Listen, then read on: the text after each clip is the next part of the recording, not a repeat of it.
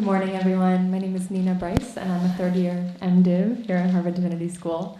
We're really delighted here as the HBC Planning Committee to finally arrive at this day and have you all with us. Just wanted to say a couple other things about our theme this year. In the fifth year of this gathering, the fifth annual Buddhism and Race Conference, our intention as a planning committee was to continue the conversation from the last 4 years, looking closely at Buddhism and race, and also to consider multiple identities, multiple dimensions of identity in the conversation today. And as a planning committee, we found it very auspicious that today, March 8th, is International Women's Day. So looking at gender this morning, very excited to celebrate International Women's Day with each of you. And the question of multiple religious belongings that we'll explore in the afternoon is really academically and personally of interest to a lot of us on the planning committee and here at HDS as a multi-religious divinity school, and as many of us part of this Buddhist Ministry Initiative experiment here at HDS, really looking at multiple religious belongings is important to us at this time.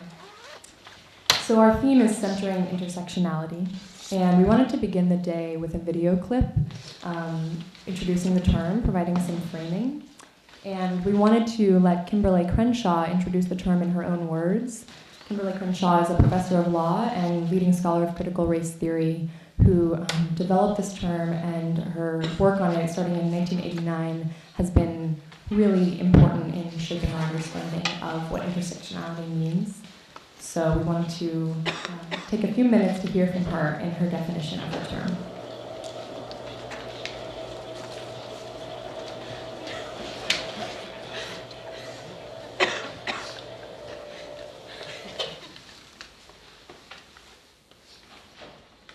Ago, I began to use the term intersectionality to deal with the fact that many of our social justice problems like racism and sexism are often overlapping, creating multiple levels of social injustice. Now, the experience that gave rise to intersectionality was my chance encounter with a woman named Emma DeGraffenreid. Emma DeGraffenreid was an African-American woman, a working wife, and a mother. I actually read about Emma's story from the pages of a legal opinion written by a judge who had dismissed Emma's claim of race and gender discrimination against a local car manufacturing plant. Emma, like so many African-American women, sought better employment for her family and for others. She wanted to create a better life for her children and for her family. But she applied for a job and she was not hired, and she believed that she was not hired because she was a black woman. Now, the judge in question dismissed Emma's suit. And the argument for dismissing the suit was that the employer did hire African Americans and the employer hired women. The real problem, though, that the judge was not willing to acknowledge was what Emma was actually trying to say. That the African Americans that were hired, usually for industrial jobs, maintenance jobs, were all men. And the women that were hired, usually for secretarial or front office work, were all white. Only if the court was able to see how these policies came together would he be able to see the double discrimination that Emma DeGraffenreid was facing.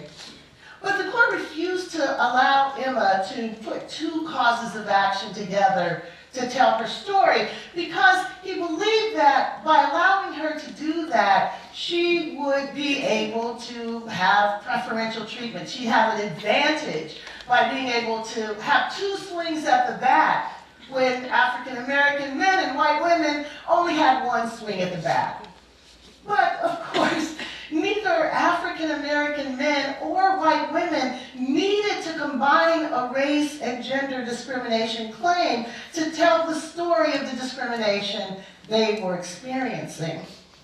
Why wasn't the real unfairness law's refusal to protect African American women simply because their experiences weren't exactly the same as white women and African American men. Rather than broadening the frame to include African American women, the court simply tossed their case completely out of court. Now, as a student of anti-discrimination law, as a feminist, as an anti-racist, I was struck by this case. It felt to me like injustice squared. So first of all, black women weren't allowed to work at the plant. Second of all, the court doubled down on this exclusion by making it legally inconsequential. And to boot, there was no name for this problem. And we all know that where there's no name for a problem, you can't see a problem. And when you can't see a problem, you pretty much can't solve it. Many years later, I come to recognize that the problem that Emma was facing was a framing problem. The frame that the court was using to see gender discrimination or to see race discrimination was partial, and it was distorting. For me, the challenge that I faced was trying to figure out whether there was an alternative narrative, a prism that would allow us to see Emma's dilemma, a prism that would allow us to rescue her from the cracks in the law, that would allow judges to see her story. So it occurred to me, maybe a simple analogy to an intersection might allow judges to better see Emma's dilemma. So if we think about this intersection, the roads to the intersection would be the way that the workforce was structured by race and by gender. And then the traffic in those roads would be the hiring policies and the other practices that ran through those roads. Now, because Emma was both black and female, she was positioned precisely where those roads overlapped, experiencing the simultaneous impact of the company's gender and race traffic. The law was like that ambulance that shows up and is ready to treat Emma only if it can be shown that she was harmed on the race road or on the gender road, but not where those roads intersected.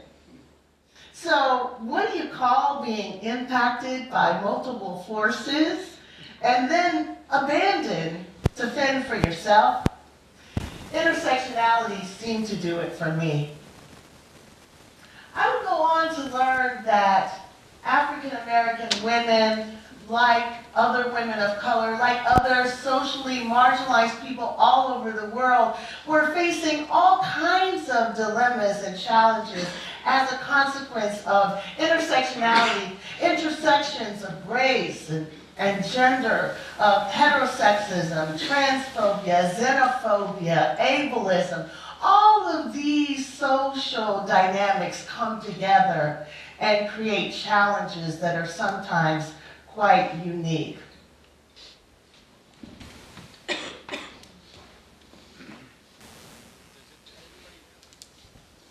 Thank you so much for your kind attention.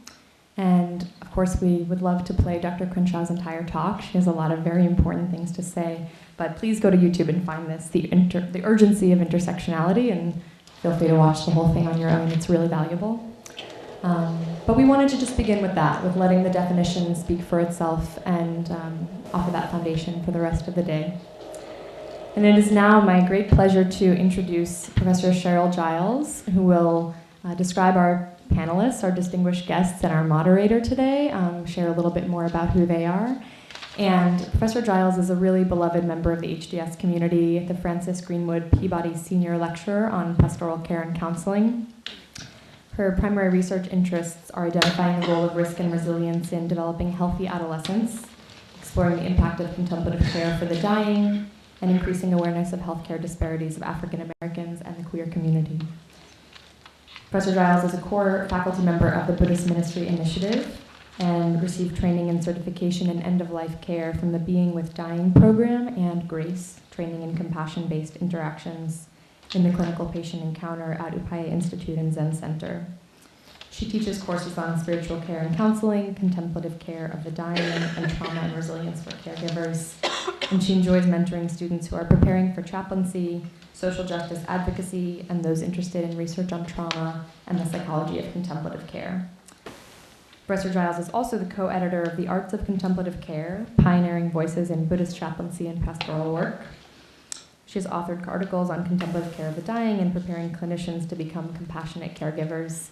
And I was fortunate to be in a pastoral care and counseling course with Professor Giles last year and can attest that she is one of our beloved teachers and really makes HDS what it is in so many ways. So we're very delighted to have her here with us today to introduce our panelists and begin the morning session. Thank you so much.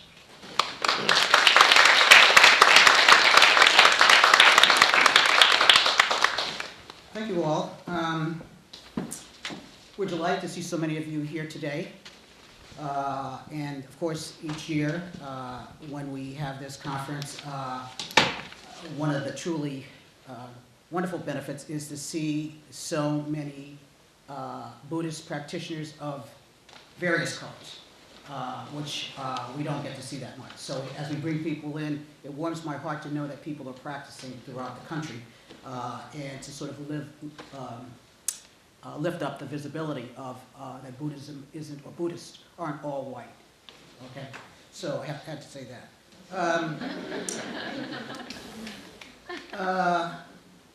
So we are honored, deeply honored, to have our four distinguished guests here with us today, and look forward to their blessings and a conversation around intersectionality. So you can join me here, please, up front. And as I welcome them, I wanted to also give a shout out to the HBC, Harvard Buddhist community, the folks that are putting this on, who have done a lot of work, not only to put this conference on, but also to sit together and to think together in the classroom and to really make this place an ongoing practice. And I think we learn a lot from them in what they're doing. So thank you to you all. I'd like to begin with Katie Locke, who is the co-director of the Buddhist Peace Fellowship. Many of you know that organization, very active organization. Katie explores the paradox of how to love and accept the world as it is while fighting to change it, bridging realms between intersectional leftist organizing and lay Dharma training. Katie brings over 15 years of experience in community organizing, nonviolent direct action, and loving sedition, alongside 10 years of training in Buddha Dharma. First in the Theravadan community, inside the research of Rinpoche. Their holistic work of engaged Buddhism centers in a framework they call Block, Build, Be. Block, Build, Be. Blocking harm and oppression, building inspiring alternatives, and being in alignment with our highest truths. Their personal highest truth includes cats, lemons, and the temptations. I love that. Get real with us. And then next, Dr. Melanie Harris is a founding director of the African American and Africana Studies and a full professor of religion and ethics at TCU, Texas Christian University. Melanie also serves as visiting professor of ethical leadership and global environmental studies at the University of Denver, a graduate of Harvard Leadership Program and a former American Council of Education Fellow. Her research focuses on finance and budgeting in higher education, access, equity, and ethical leadership. Her scholarship critically examines intersections between race, religion, gender, interfaith dialogue, and environmental ethics. She is the author of many scholarly articles and books, including Gifts of Virtue, Alice Walker and Womanist Ethics, Eco-Womanism, Earth Honoring Faith. And Dr. Harris earned her doctoral degree and master's degree at the beloved Union Theological Seminary in New York, and an MDiv from Iowa School of Theology, and a BA from Stone College. Venerable Panavati, Venerable Dr. Panavati is the former Christian pastor and is co-founder of Embracing Simplicity Fraternity and co-director of Positive Refuge, a new intentional community and residential retreat and conference center in Hendersonville, North Carolina. She is president of the treasurer of the Human Life Foundation and a vice president for the U.S. chapter of Global Bhikshuni Association, a black female Buddhist monk ordained in the certified in the Shan tradition. She is a disciple of the beloved Zuma Rinpoche and received transmission from Roshi Burni the last of his 15 years. Panavati, known for her wit and humor, is both contemplative and empowered for compassionate service. She promotes equality and respect in spiritual life for both female monastics and laity and advocates for social justice, the homeless, women, youth, and those who are marginalized, abused, neglected. Sister Peace is a nun in the tradition of Plum Village and Zen Master Thich Nhat Hanh, who has dedicated her life to bringing the practice of mindfulness to people around the world, from educators and young adults to artists and politicians. She has actively been involved in sharing her experience in the practice of mindfulness to help people understand the aspirations of Thich Nhat Hanh and Dr. Martin Luther King Jr. to build a more community. Sister Peace lived in and was ordained in Plum Village, France for 12 years. She currently lives in Magnolia Grove Monastery in Batesville, Mississippi. Before becoming a nun, she lived in Washington, D.C., where she worked for the mayor's office. She is a graduate of Georgetown University Business. She has organized retreats in Asia, Africa, Europe, and North America, facilitated retreats for people of color, business leaders in Silicon Valley, educators, and others. Most recently, a major focus of service and practice has been with children in the Shelby County Juvenile Detention Center in Memphis, Tennessee. So as you can see, our guests really have lots of experience and deep wisdom in the practices that they've been engaged in. So without further ado, I'd like to have you welcome them in a minute. But one more thing, which is that the panel will be moderated by Tran, who was a community member of Plum Village for 15 years and is currently a doctoral student in Buddhist studies here at Harvard, and we're delighted to have on here. She also did a master's in divinity here, so she's been here for a while and helped to sort of guide us along, and a really active and loved member of this community here. So without further ado, let's welcome our panelists.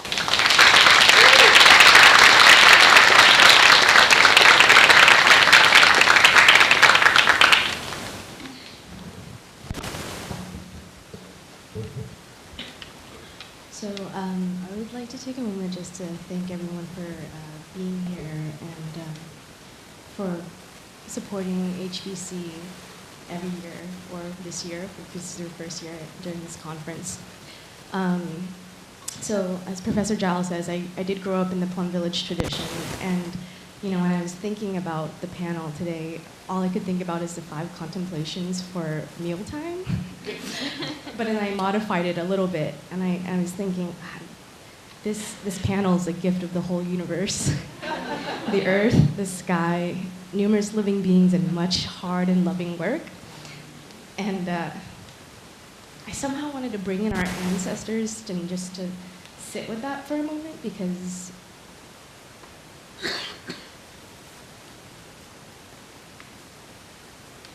as Ty said, when I was growing up, he'd always, hand me a cup of tea and say, "This is a legendary moment." So, with that said,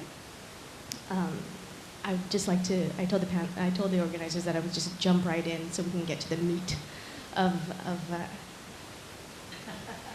the conference. So, one of our main overarching questions that we'd like to invite the panelists to share about is that as we're looking into the intersections of race and gender in light of Buddhism, in the context of Buddhist practice, study, teaching, and community, what has been your experience of intersectionality?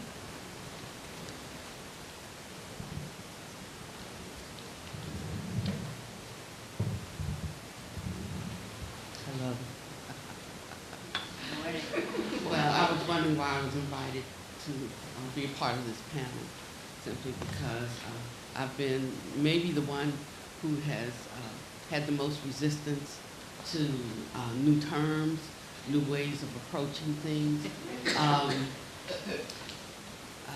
I was even against the notion of diversity and POC groups. I've been on the wrong end of that. Nevertheless, I think I'm on the right end of the Dharma. When we have an aspiration, then we set our course and we try to enter into that. Sometimes if we can't make it, we bring it down to this. And I wanted to just leave the bar right where it was. When I was first invited, you have to keep track of me, I was a Pentecostal teacher. On the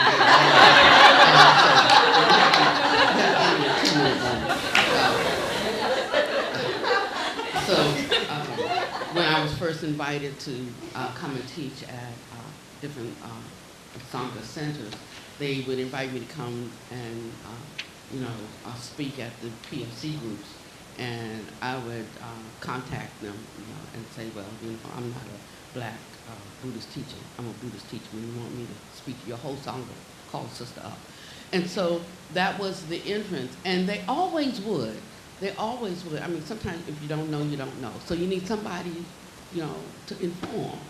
And I like to stay squarely in that space so that there's no wiggle room. I don't want a new category that we have to, spend a decade figuring out what it is. I just want to stay right squarely in what the great aspiration is, and we shoot for the moon, we miss it, we still land among the stars. And so I was thinking also of our meal gospel. It says, this offering of the faithful is the fruit of work and care. Fruit of work and care. I reflect upon my conduct. Have I truly earned my share? My conduct is what I reflect on, and have I truly earned my share? And so I'm not really looking for what the other does as a catalyst for moving forward. I look at what I do. And I have found that has been a most fortunate frame of reference for moving forward. So in my life, there's a Zen saying, to know the Dharma is to know oneself. And to know oneself then is to forget the self. Forget the self and you know the 10,000 things. So I never consider myself different from the 10,000 things. Not the real self. Panyawadi has some things, but when you get rid of Panyawadi, then what? What? That. And so all of our work should be, and our effort should be moving towards discovering the that. And when we discover it, then that is what is displayed. And people can learn something through the direct experience of you. And you don't have to require that they do it, but you do it. Just you do it. And in doing it, people see another way that something can be done. So I've not been, until recently, like maybe the last 8 years or so, I was not very popular because I was always going against the tide. I mean, I'm Chan and Theravada, but I wear Zen clothes because I like them. And I don't like, Theravada dress, especially in my tradition. It was brown, and brown on brown just doesn't feel that good on me. So I would wear the orange, maybe. It's these little things where one finds their place and they abide in that, regardless of what anyone else has to say. But it's opened up such a freedom from for the people who encounter me, and they see somebody there who's walking, in their own. I thought I was free pretty much before I came to Buddhism. I want to come here and get bound. I was looking for greater freedom. So I might have started at a certain place, and that's why I said we can't keep starting over. We have to go on. And so for me, I am much friendlier now towards conversation around diversity. But I felt that we should all stay together. I mean, I feel like a lot of people got just what they wanted. You know, like you have your little group over there, we okay. You know, but I like us staying together because it's that rubbing together. You know, if we're really committed to what we say governs our lives, which is the Dharma first. Not an appendage, not an also ran, but Dharma first. Then it tells me how to move and have my being in the world. And I can always look and know where I am. Because whenever I think I'm lost, I can see what the Dharma says, and I know where I am. It said, even if your enemy were to cut you limb by limb, and you had any feeling of hate towards him, you would not be practicing my Dharma and my discipline. That's the standard for me. So I'm active, but I'm a pacifist. And I don't require that you do something, but I do have a requirement of you. I do something. And if I do my job good, it may influence you, and it may not. But what is that to do with me? You know, I just do my job. But I tell you, if we each had the courage to walk in our own truth, fearlessly, without any sense of another determining who we are, what we are, how we are, where we will be, and then we will know an inner freedom that the world didn't give us, so the world can't take it away. So I think I'm less than my 10 minutes, but that's where I start with everything. You know, when I open the center, you know, people are like, that's not going to work. You know, well, I mean, but that was their view. That had nothing to do with me. You know, I knew that it could work because I know people are looking for something else. I don't believe that we're all meant to be like, you know, like a cookie cutter mold. You know, like vanilla wafers in a pack. You know, each one has some unique quality that they bring to the experience of life, and that if we all join this together, then we can have a real experience, not a make-believe one. So I think I can stop right there. And I'm not sure that answered your question at all, but it's what I want.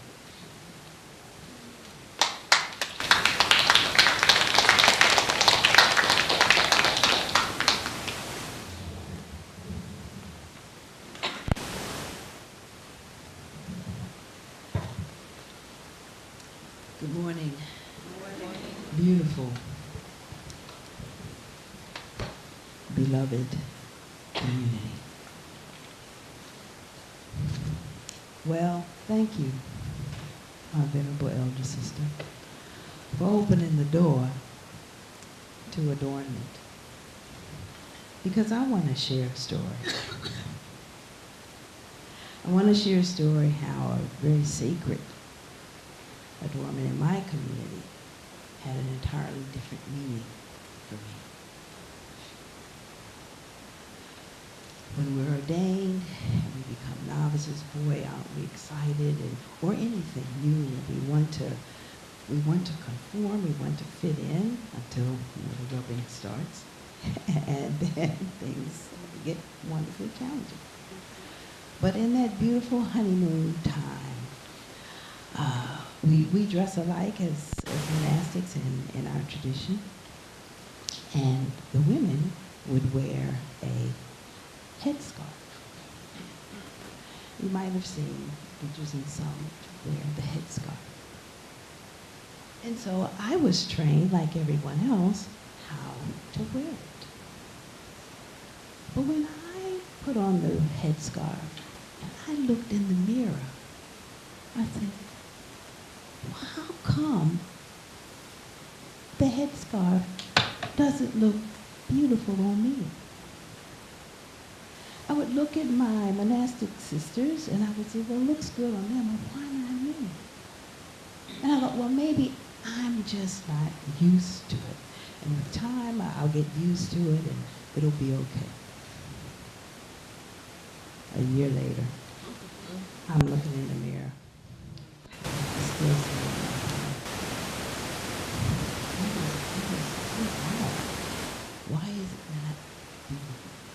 sisters by now have shown me half a dozen ways to put it on. Right? And I'm fumbling with each one. It was too hot, it was too this. But I didn't want to just dismiss it. I really wanted to understand why was this so difficult for me. So, in the mirror, I looked, and I said, why? With the purest heart and intent as I could. And suddenly in the mirror, there was a reflection. And you know who it was? It was Angel Mama. With a scar. And I went, oh. Instantly, I understood, but I have to take some minutes to tell you about it. I looked, and I saw, an ancestor with a scarf. And I grew up in the 60s and 70s when it wasn't beautiful. In fact, we were inculcated to distance ourselves from this visual. It wasn't beautiful. Honey, don't wear that. It's not nice, it's not beautiful. We're past that and any number of other things. But when I looked in that mirror, I understood that indoctrination had informed my sense of beauty. And I looked closer, and then I saw some other folk dancing in the background with stepping fetches. Uncle Ben's on the rice box, right? Rashid, cream of wheat. You can go down the grocery aisle, see them all.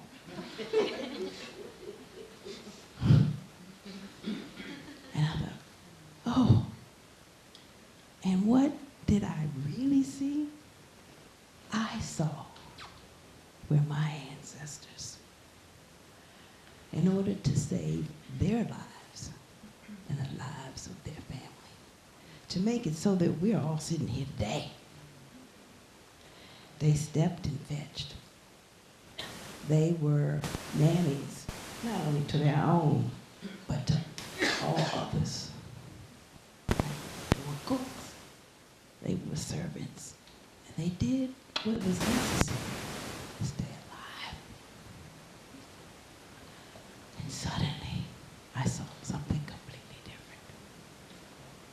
I had great gratitude and understanding and compassion. Because if it wasn't for you, I wouldn't be able to be here in this form looking at you. Wow, the arc connected.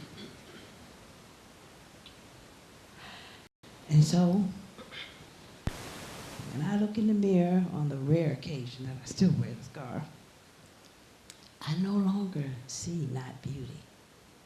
I say, hey, Angel Mama, how you doing?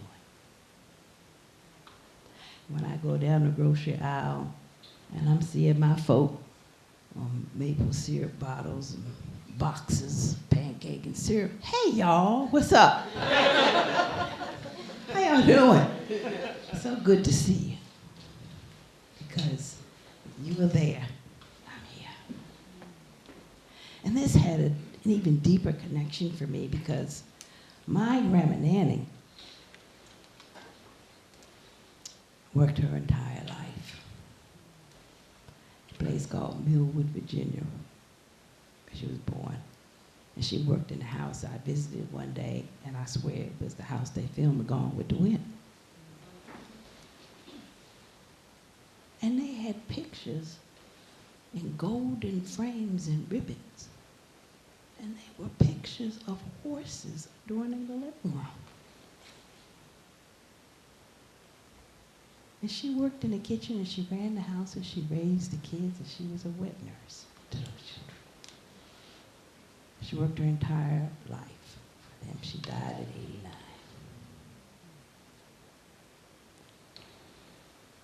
And I know, I can't even imagine what she might have had to do to survive. But I do know this. When it came to her funeral, those two Gilman boys came. They were grown men, two white men. And they fell on their knees at her casket and wept like babies. Because she was their mama. She was all their mama, and we're all everybody's mama, and your mama, and all the rest. So I was really grateful that I had the practice. And I just didn't totally dismiss out of hand this beautiful thing. And I could see the beauty, and I just couldn't see it on me.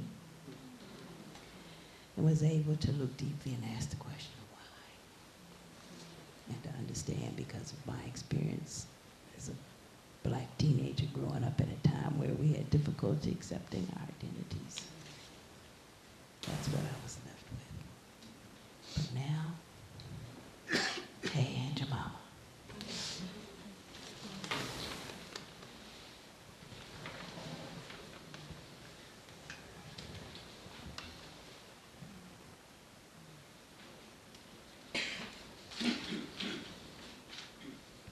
Good morning, friends.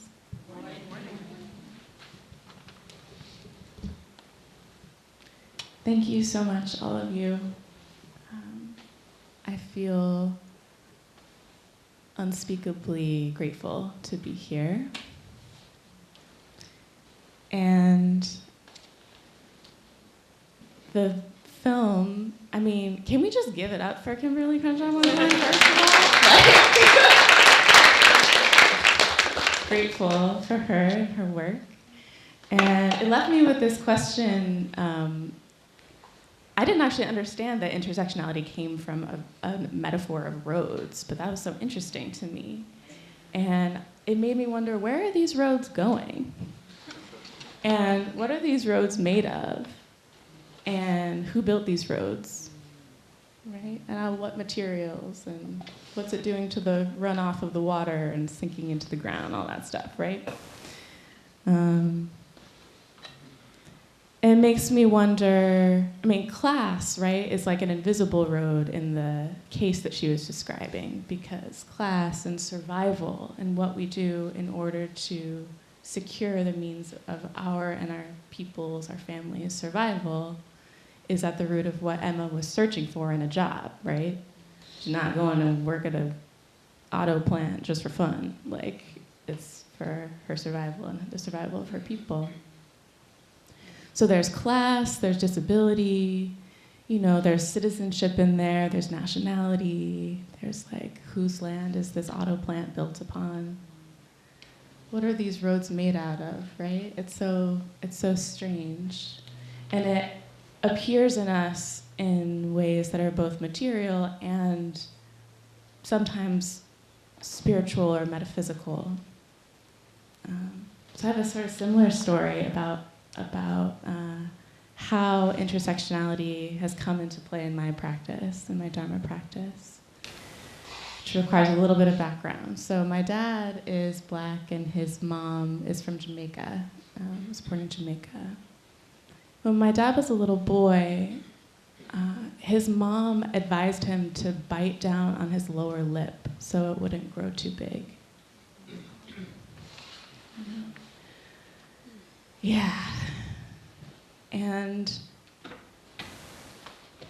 I think this relates to the question of where are these roads leading to, right? Like, in the minds of some mothers, you want your child to be on a road of class ascendancy, of professionalization, of people taking him seriously, of people respecting him. And in this particular white supremacist society, that means phenotypically you have an easier time if you look more white, right?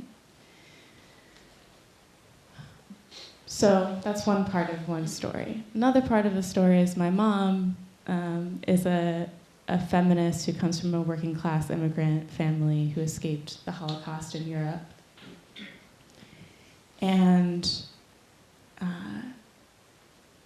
because of her, my first protest was in middle school against a dress code policy. And it was like around the time when these things are kind of controversial, of girls or people raised as girls, people socialized as girls, were told that we needed to cover up, essentially, in order to help the boys concentrate in school. Is that familiar? Anybody experience this in here? Yeah. Uh-huh. So, like, similar question, like, what I have to contort or do something about my body, which is a problem for you, right? So, how does this relate to Dharma practice? And where also, again, always in my mind is like, where are these roads going? Like, why do I need to abide by these policies? Similarly, for my mom, she ended up going to law school, even though her dad didn't think that women should go to college. And she became the head lawyer of Planned Parenthood of California and did reproductive justice work. So fast forward many years, I'm in Sesshin, one of my first Sesshin in the Rinzai tradition that I had started studying last year as a switchover from a Theravada lineage. And it's physically just very tough for me in this body. Like, we're sleeping 4 hours a night maximum, sitting on the floor all day, my body's in a lot of pain. I'm like not even really changing out of my clothes because you're just wearing the same stuff. And I'm in so much pain, like in my side and my neck, and all I can think of is like, well, maybe if I take off my bra, then it won't hurt as bad. And so I asked the teacher, the Roshi, in my one-on-one interview with him, if it would be okay if I didn't wear a bra during Sesshin. And he kind of laughed at me. He was like, I don't care what you do, you know? So I went into the changing room and took off my bra and put on back on my clothes, and there just relief, like this palpable relief. But in that relief, I felt my dad as a little boy, you know, just wanting his body to be okay, how it was. And I felt my mom and people whose bodies are sexualized with breasts, and people who experience misogyny and are told, you know, how to conduct and comport our bodies because we are a danger to others. But the practice helped so much, you know, and it's these questions that you're raising of, again, where are these roads going? It's not just about feeling vindicated in this body. That's part of it, but this body is transient. It's not really mine. It's made up of so many different parts and people and non-human beings and elements. But it's really ancestral healing work is how I think of it. You know, it's the opportunity to be there for ancestors and to build the compassion that we call solidarity, right? To me, solidarity is a really beautiful form of spiritual compassion. And I'm hoping that the roads are leading toward more compassion and wisdom and freedom, that's how we can use them, even if that's not why they were built, right? Right. Race was not built to help us find freedom, for sure. Binary gender, not built to help us find freedom, right? Thank you. Yeah. And so, I don't know. I'm really curious. How can we like build on this metaphor of like what do we want to do with these roads, right? They're full of potholes. They're falling apart. Like, how can we make use of them? And so, just to end my part of the remarks, I wanted to share a visual aid that I brought with me. So I'm coming from Huichin, or occupied Ohlone land, also known as Oakland, California, and I brought a visual aid. Do you mind helping me? Thank you so much.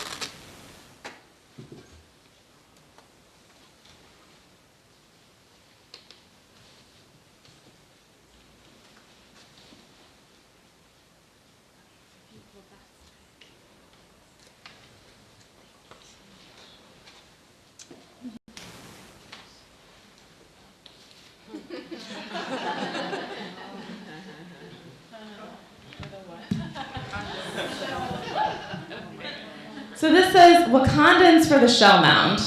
Wakandans for the West Berkeley Shell Mound. And this is a part of an expression of solidarity, the compassion of solidarity across race. The shell mounds in the Bay Area, I don't know if folks are familiar, they are sacred sites and burial grounds of the Ohlone people and places where folks from different tribes converged. And this was part of a campaign, a campaign led by Karina Gould and folks from Ohlone nations who are protecting the very last shell mound that has not been vertically built upon in the Bay Area. All other shell mounds have been desecrated. There's a mall built on one of them in Emeryville. Like, the bones of Ohlone ancestors are kept in anthropology departments and basements. You know, it's this story of genocide and ongoing genocide against Native people. So this was part of a campaign that I'm happy to say has been successful. Give it up for organizing to stop a condo from being built up on top of the West Berkeley Shell Mound. And it's, again, led by Karina Gould and Native folks, but a bunch of us as Black folks in solidarity got together and created this action, Wakandans for the West Berkeley Shell Mound. And this banner was designed by my housemate and friend, Erin Gray, who is a queer Black scholar. And actually, she studies lynching. She studies the histories of lynching in the United States. So we all got together and stayed up till the wee hours of the morning painting this banner, and then we used it as an informational picket for people trying to enter the parking lot right by the shell mound. Thank you so much, Dr. Harris.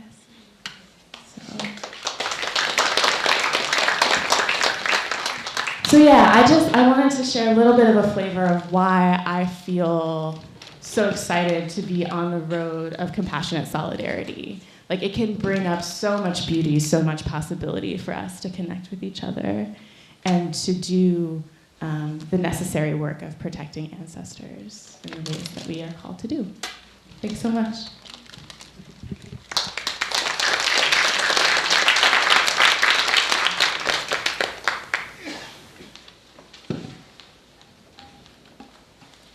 Deep gratitude to all who are here and also those who are not here. Deep gratitude to all those who have worked so hard to organize and to bring new friends and old friends together. And thank you so much, An, for helping us to remember again deep moments, legacy moments, moments of kinship and love.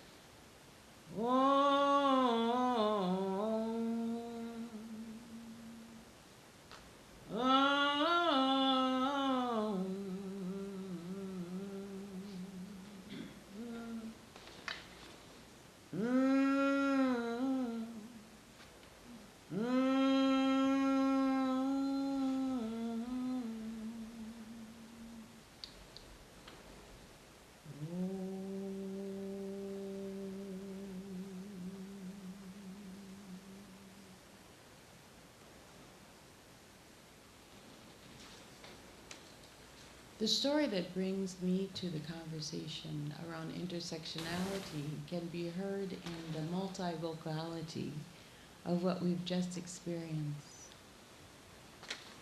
It is indeed a traditional way of coming together, of breathing in mindfulness practice. And sometimes also Krishna, mindfulness community of sangha. What we also hear is a Black grandmother's voice.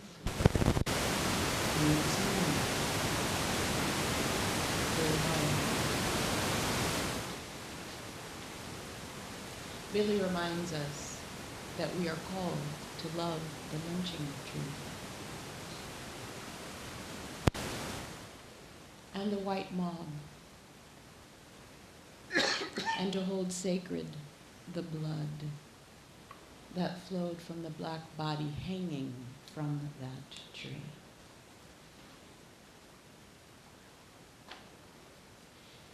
Kimberly Crenshaw's Intersectionality is an invitation for us indeed to live deeply into race talk, into gender talk, into economic class talk, into sexual justice talk, into environmental justice talk, into the realities of the way homophobia fragments the self from the self and from each other, and the varieties of justice roads that we must walk together, simultaneously. Now try writing that in a 5-paragraph essay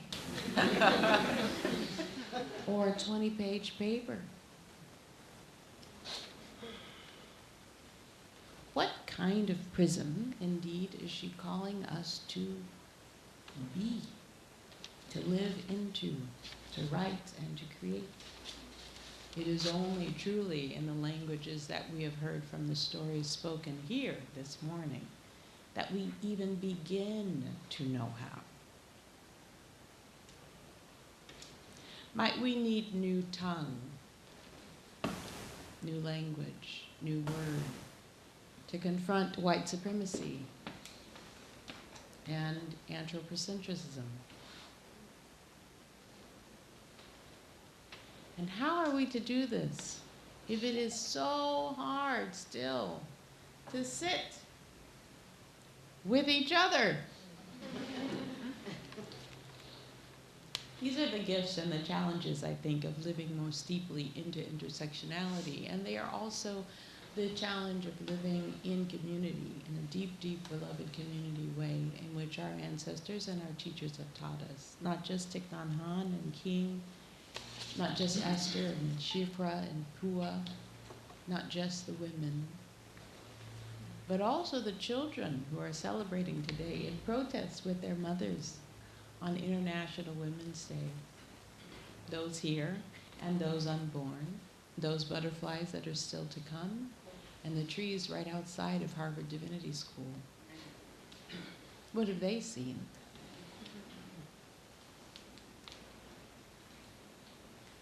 Hearing earth, hearing the roads, hearing these stories. That too is the work of intersectionality. The story I will share is a short one, but an important one. About 8 months ago, I gave birth to a black, beautiful son. In the delivery room, I came prepared. My sacred text, Pima Chodron, just in case. My altar with a beautiful Bible handed down from my grandparents, and a picture of Buddha. In my mother's understanding of my preparation, she knew I was preparing a beautiful altar. She is preparing in the name of the Lord. May the works of my hands be blessed by God, the meditation pure, my heart ready. But wow, contractions. Woo!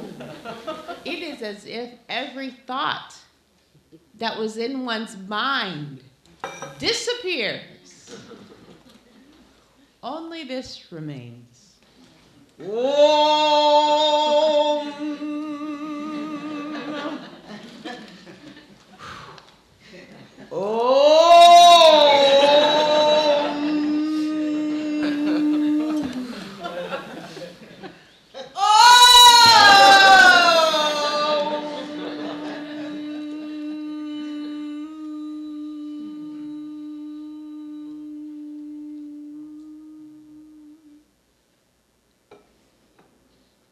birth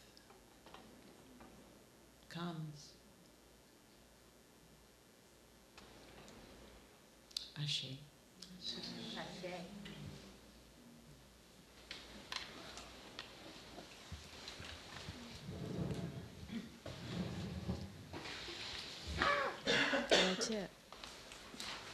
I'd like to thank our panelists for just, that was incredible. I'm a crier, so I've been swallowing tears. Thank you, Venerable Panavati, for just sharing your practice with us and everything that you said about finding your place and abiding. And I thought that was really beautiful. We can't hear you. About finding your place and abiding, and I think it's so beautiful to not only to find place for yourself, but also find place for, as Sister Angam said, our ancestors, and then as Katie said, for our future, for both of you guys, both for our future, finding that place and abiding, and I have so many feels right now, but I'm just trying to like narrow it down. Thank you for your feels.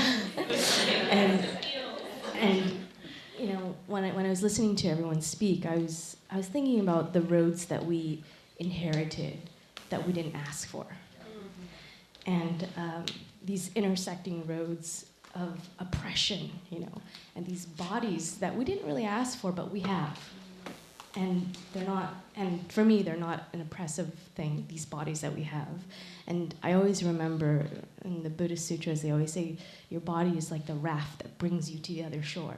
So for me, you know, this body is love, and this body is your liberation. And so I'm wondering, how do we use these bodies to transform these intersecting roads of oppression, of white supremacy, of just in the injustices that exist in our society today, and how do we use these bodies, and not just our individual bodies, but our sangha bodies, our ancestral bodies, our spiritual bodies, or even how do we transform even our gendered bodies to transform these oppressive roads that we didn't ask for into a place where we can heal and support each other so that we can, as Venerable Panavati said, walk in our own truth. How has your practices informed or can speak to the transformation of these bodies and these roads that we inherited? And this question comes up because I've had many conversations with my beloved Professor Halsey, and a lot of the times I'm very confused. I don't know what he's saying.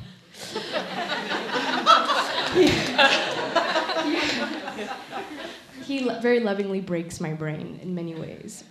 Professor Giles is up here as a testimony, yeah. And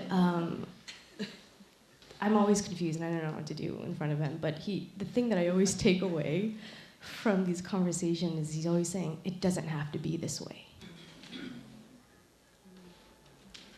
And so I want to leave that out there and put that out there and ask the panelists to please perhaps share about this, or, you know. Thank you.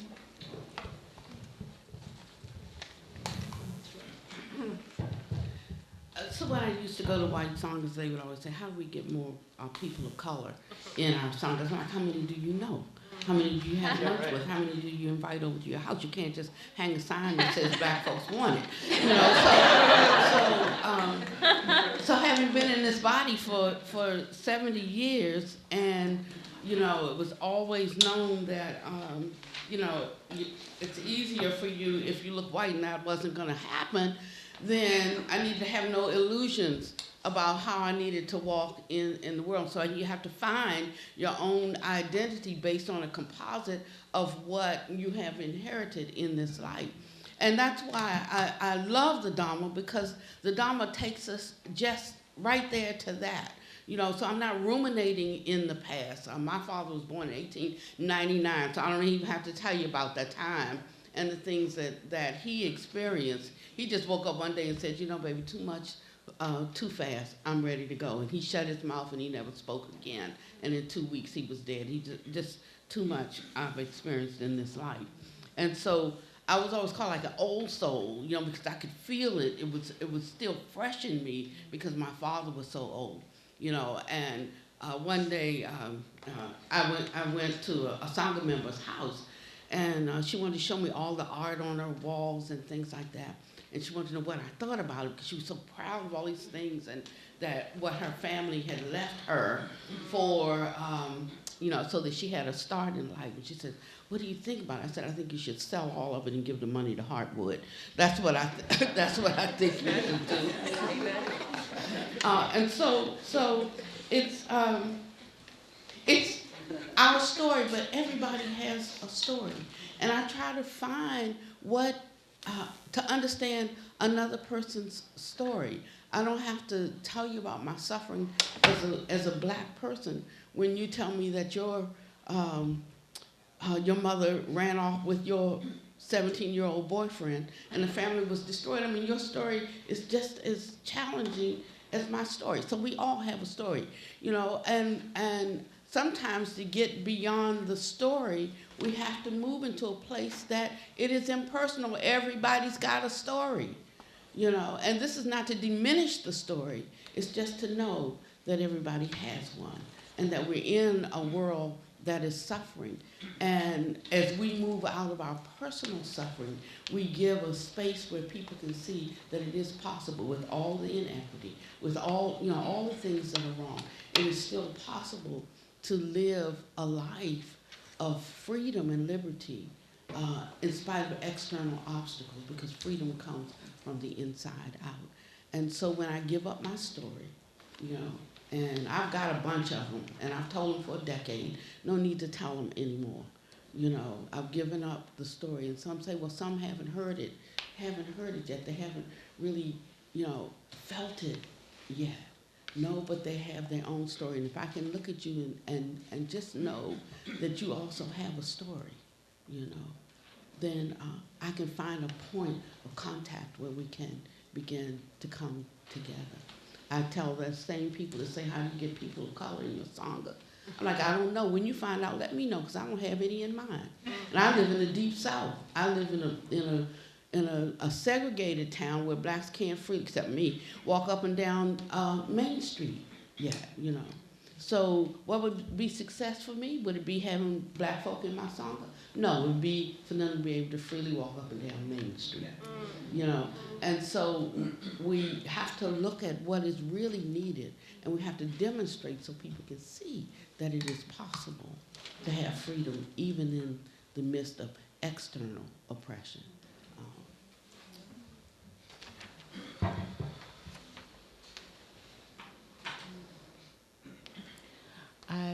I'll add to the wisdom. The brain is a very resilient part of our bodies. So know that Professor Hallisey has entered your brain very lovingly, and that it will transform into a beautiful flower. I do believe that this is a part of the gift of what Crenshaw and so many others using critical race theory have given us, the pathways and the form of intersectionality, in part because freedom does come, as you said, from the inside. It is a matter of having the choice and then taking the choice to use intersectionality as a lens, which is a different way of coming into the question around quote-unquote diversity. It is not just to answer the call when someone says, how do we diversify our sangha? But to ask the larger question about the systemic oppressions and the systemic racism and the institutionalized forms of oppression that are around the sangha. It's not that you don't have enough parking spaces, but it may be that the asphalt is actually eating into the earth, which suggests that there is something in the Buddhist practice that's actually not in keeping in step with the creation of the asphalt in the first place. So if the asphalt is eating the earth and the earth herself is not welcome, then how are you going to get black folks in the door? And thinking in that dimension, which is a different prism, it's an intersectional way of thinking, that black folks matter. that blackness matters in a society where it has consistently been said that it doesn't matter, literally, legally. It has been consistently said that these lives do not matter. I work in the area of religion and ecology, and oftentimes in eco-womanist conversations, eco-womanism comes from the term womanist, coined by Alice Walker, a practitioner of Buddhist meditation, and for much of her life, in part because of the invitation to reflect on the suffering in her own life. And ecology. Bringing eco-womanism together really does allow us to think through an intersectional prism, an intersectional lens, asking the justice questions. What does race have to do with the environmental racism that's happening right outside of my sangha, or church, or faith community, or school, or campus? What does class have to do with the sexism that's happening right inside my own community? What does economic injustice, how does gender injustice show up? How does ecological injustice show up? How does homophobia actually interrupt the system and the process of learning for so many? And to actually ask these questions at the same time, again, writing and thinking together, all at the same time, not privileging one over the other. And that's difficult to do. The challenge that has just been put before us is essentially not to use a hierarchy of suffering. It seems to be Buddhist practice and Buddhism, and in some forms of Christianity, there is a chance, even with Christianity, there is a chance that we can actually begin to take the pillars out of the road of the hierarchy of suffering, literally competing about who suffered more.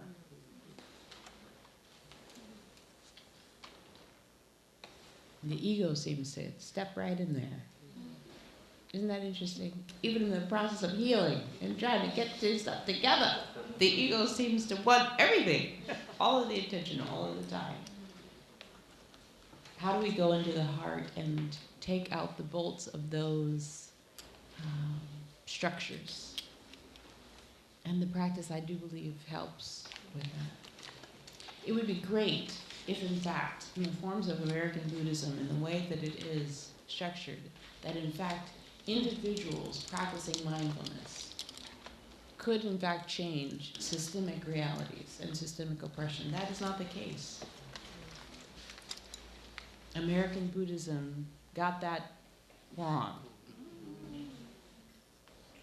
The individualism of the United States of America that's practiced normatively here, that actually works alongside many forms of American Buddhism. It doesn't work to free beings and quote-unquote non-beings.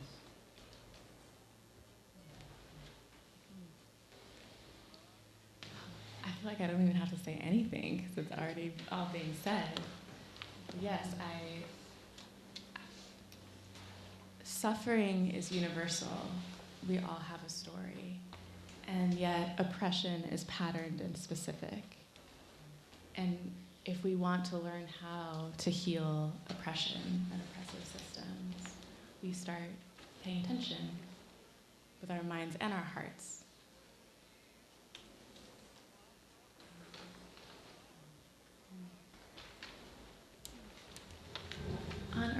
Are we answering your question? It doesn't matter. I would love to hear more of your questions if you have a lot.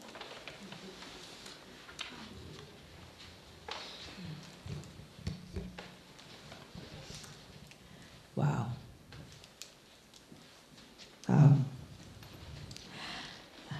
I wish I could say three things at once.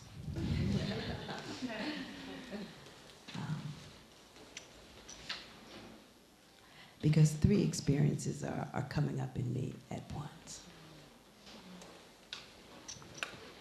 And I'm going to try and connect them. So we're talking about our bodies. And I'm concerned about our children's bodies. And I'm concerned about the bodies that I live with on a daily basis in my monastery.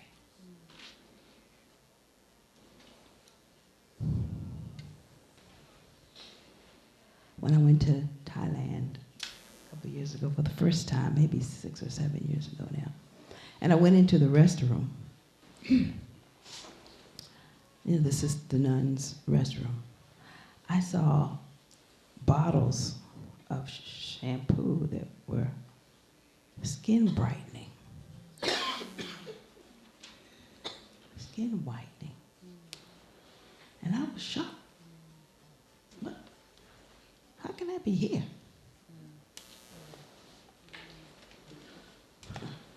And I said to a nun who was around, I said, what is that about? She said, well, maybe you can help talk to the sisters about it.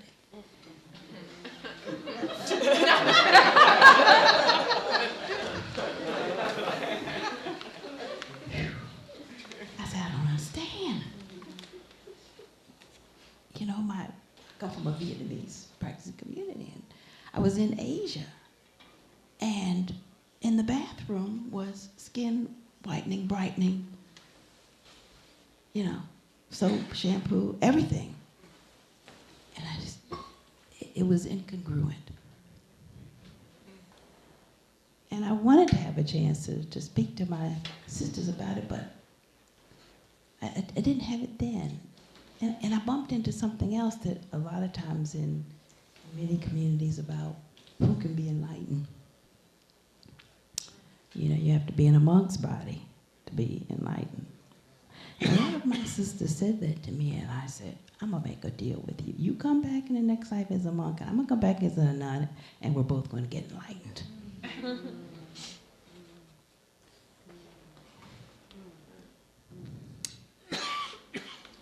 And then when I'm back at the monastery, being dark is not as readily acceptable to some as others. I'm surprised.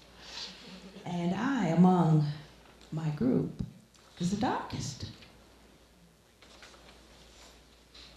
But how could I use their view to teach them and to teach and more fully accept myself?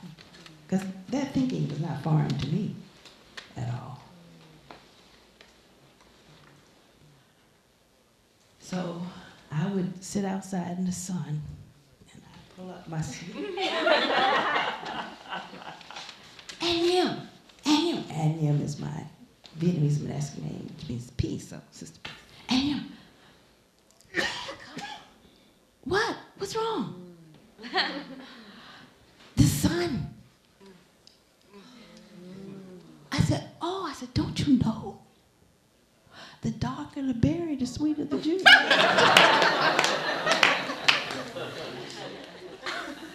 Walk away.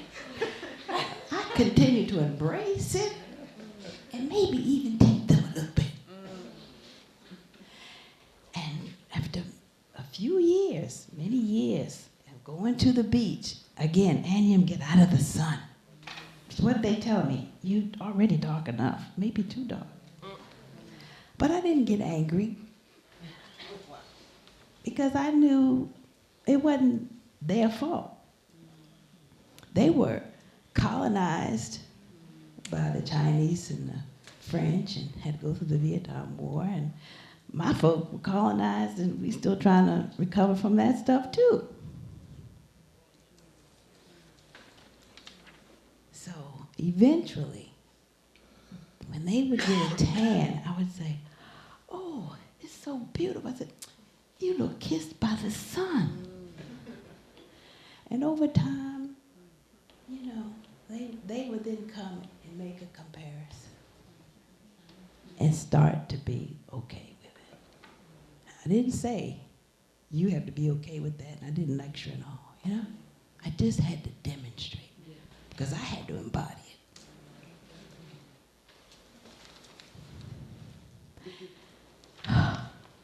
And And I won't spend a lot of time now, maybe during the Q&A I can share more, but when I talk about the bodies of our children, I'm working on a project called Be What a Bullet Can't Be. And we're in Shelby County in Memphis, Tennessee, Juvenile Detention Center.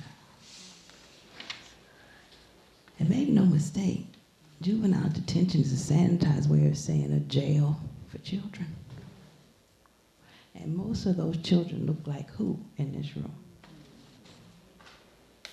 In Shelby County, in Memphis, Tennessee, where a great king was assassinated.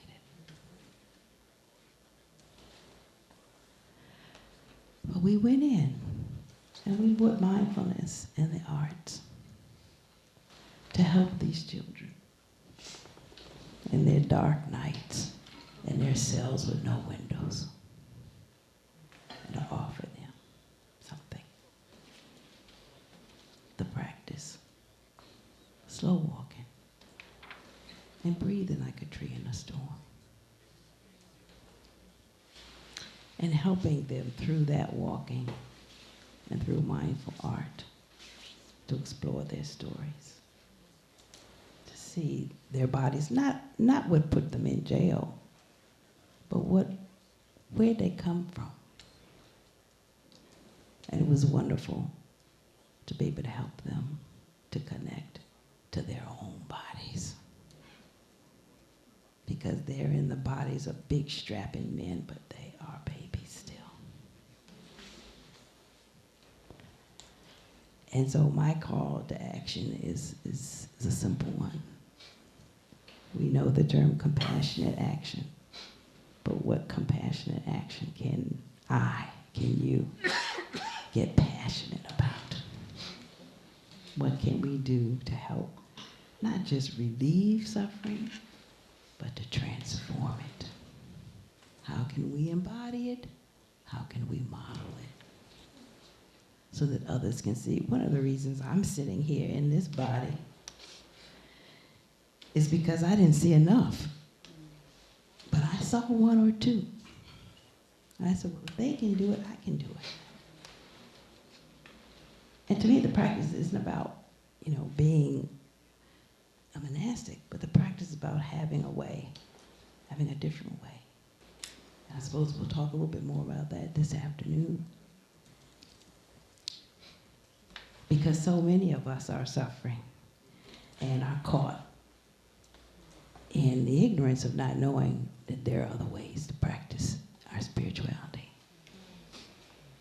without discarding anything. So the bodies of my sisters and the bodies of my children, as my mother would call us, cheering, those are the ones.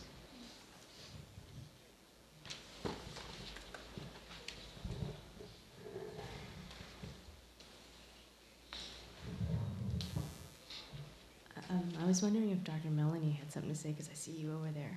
I see you. I thank you all for the wisdom. I am taking notes, as any good student at Harvard does.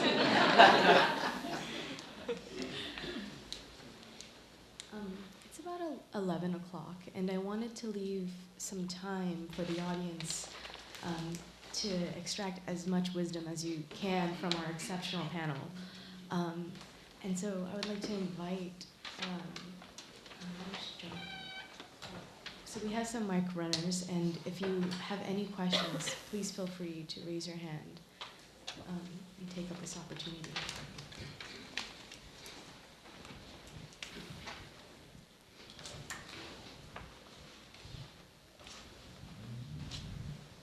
Hi everyone, thank you a lot. My name's Erin and I use they them pronouns. So just thinking about this question that comes up really frequently of how do we bring more Black people, how do we bring more people of color into our sanghas? A concern that comes up for me more and more is why are we So why is there such a fixation on like obtaining more black and brown bodies, and not on like ending racism, like generally in the world, like transforming ourselves to live differently in the world? And I'm just, as people were talking, I like put together that it's also about like this mindset of continued colonization in Buddhism, and in like wanting to, like not necessarily respecting the spiritual practices that people have been and are still carrying within their communities, and kind of like seeing it as like, well, we have to bring this practice to people because they don't have anything. But then simultaneously like wanting more of those bodies to like, I feel confused about it, whether it's like to get like brownie points or like virtue points to be like, we did the racism, it's gone in the sangha. So I guess I'm wondering about how we can live further into the Dharma, and share what the Dharma has to offer without replicating our history and our present of colonization.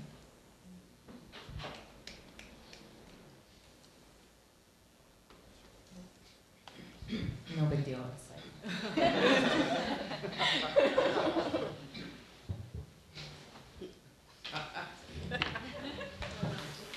Yeah. So I thank you for that question. People would ask me, well, when did you leave Christianity, and how did you know? Actually, I never left. I just stayed on a path and I kept going. And over here they call it an anity, and here they call it an ism, and here they call it an ist, and so whatever label you want to give it is okay, but it's just getting on the path and keeping going. And at one time there may have been certain things that I needed to integrate and to understand so that I could more adequately move into the space. I always believed the Bible and said I could come up to the fullness of the measure of the stature of Jesus. And I looked at my congregation, I said, like, we are woefully lacking. We're still groveling at the altar, calling for some Hail Marys or something. And I want to know what is I needed to do that. I found that in the Dharma. I found the step-by-step instructions, but then I do have to do it.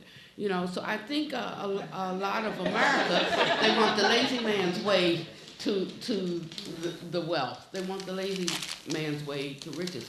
It's our MO, and so they don't want to put the effort in that's required. We think that practice is sitting on a cushion meditating. That's not practice.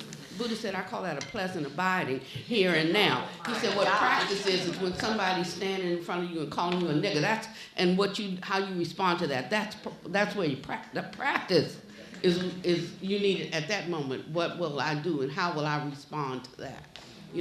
And so we don't really want to practice. We want a pleasant abiding, but he said the only way you're going to be able to sit on that pillow and have that kind of pleasant abiding is that you have to have done your practice in the real world, moment by moment by moment. So to study the Dharma is not the same thing as cultivation.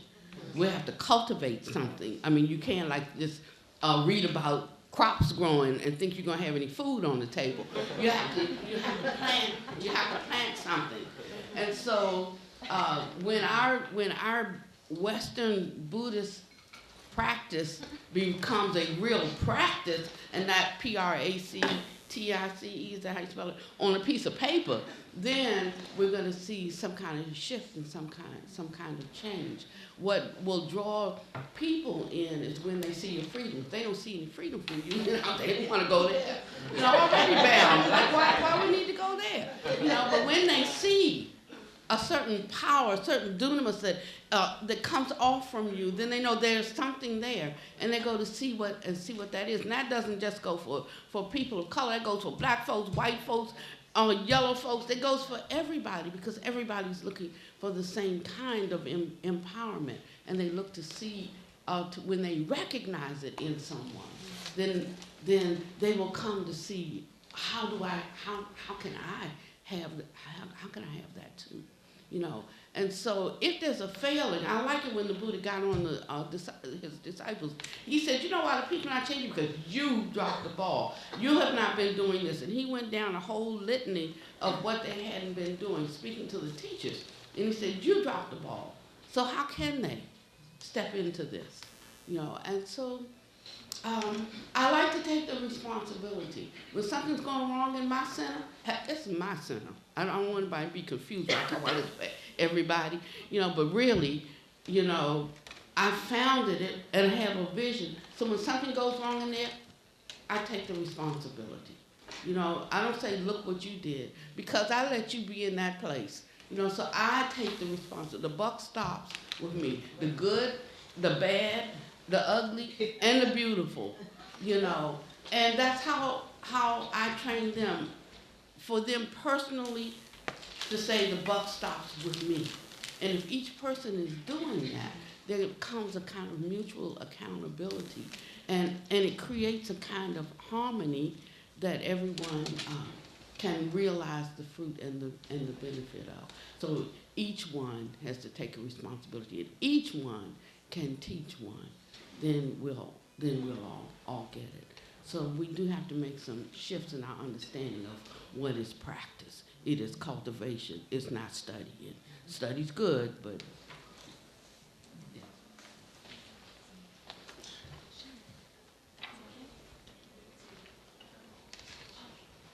You can go ahead first. Go ahead.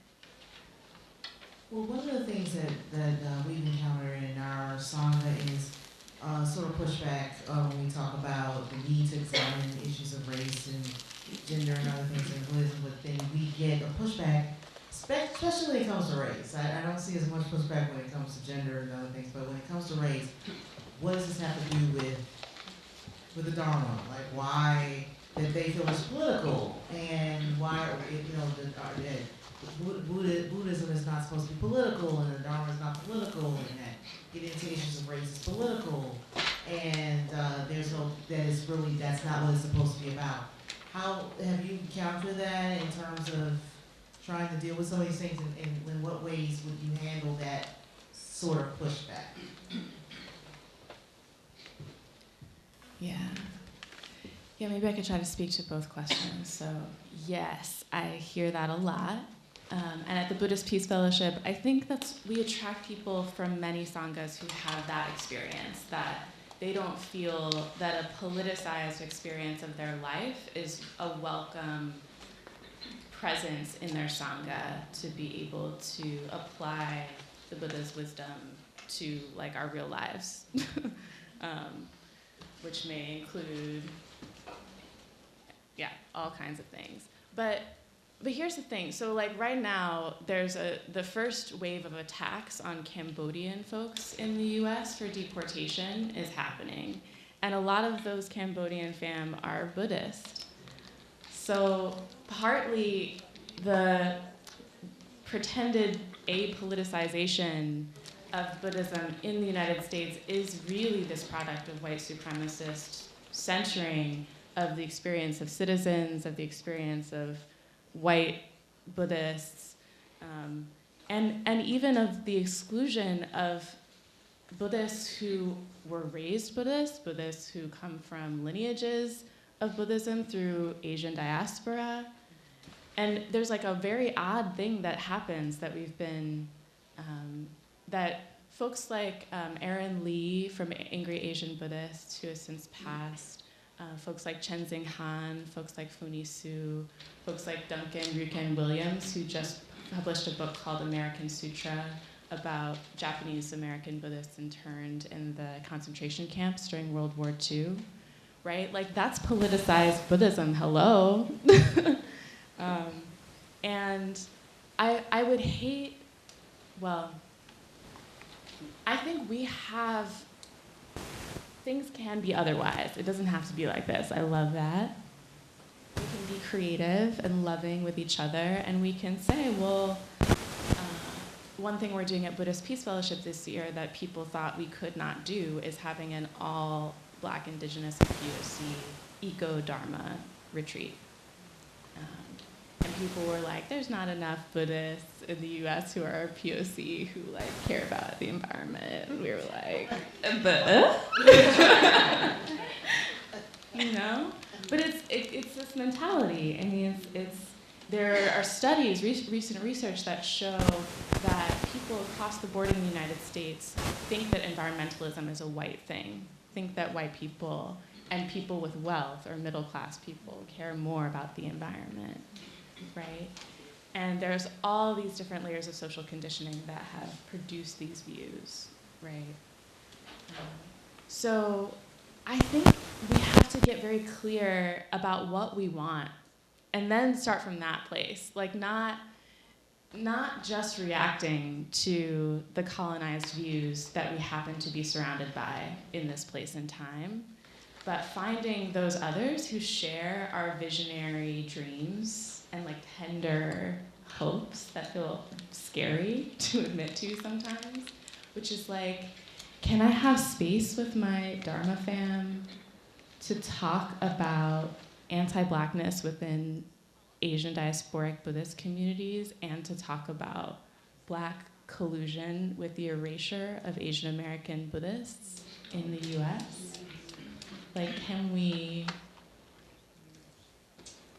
find the time for that in a way that does not have to center whiteness or diversity in a traditionally predominantly white sangha?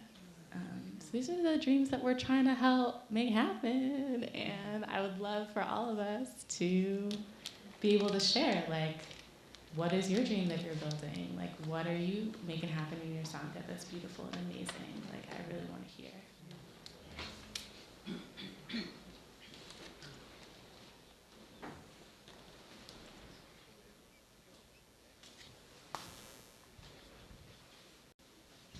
Greetings, thank you for all of your presentations. I'm specifically interested in hearing more specifically from Sister Peace about these transformational programs that you're doing. Could you talk about how you do them and like what are some of the elements of it? I'm interested in how you are bringing together the artistic part with the spiritual part.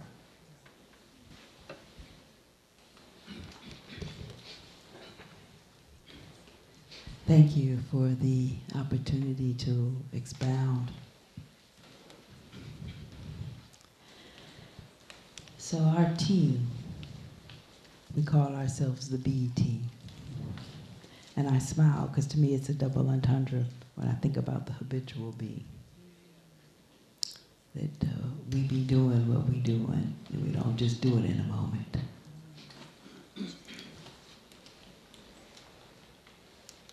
Myself and 3 others, 2 filmmakers and a photographer, Amanda, who was Michelle Obama's photographer in the White House. We all had a dream, and we're all practitioners. And we wanted to be able to really make a shift. You know, at the end, I could see the paradigm shifting. In the beginning, I wanted to work with the children. And the story actually started with one of my team members, Alan, who was on an airplane and read an article that Chief Justice of the Juvenile Court in Shelby County, Judge Dan Michael, said he had the awareness, he had the insight to know that these children were children and that they shouldn't be thrown away and that they were definitely rescuable, for some who would use that term. And he invited anyone who had programming to come. Alan called him and said, we have an idea. We want to bring mindfulness and the arts together, and we want to offer it to the children. And so we did that. And we went in, and we'd start by throwing up on the screen a picture of Dr. King And my teacher took that out. Explained who they were just by, well, that's my teacher. You know Dr. King? Well, they were friends, and that's my teacher. Don't need to say much more. And those of us who've experienced Dharma sharing, we know we sit in a circle and we share. Well, you know, teenagers in jail, who some lived in the North and some lived in the South barrack, because one was in this Bloods and the Crips and different gangs. So when you went around and did what we call the weather report, what did you get? How you doing? Fine, fine, fine, fine, fine, fine, fine. It's too risky. But eventually they'd open up. And we start with slow walking. And how that came about. One child just broke down and said, I don't know about the rest of y'all, but I'm going to tell the truth. When I'm in my cell at night, I'm on my knees crying and praying to God because I want my mama. And at that instant, I said, well, you know what I do in a situation like that? I do this thing called slow walking. I didn't give a long dissertation on what walking meditation was. I said, you interested? Who'd like to try it? Okay, nobody said no, let's get up and let's do it.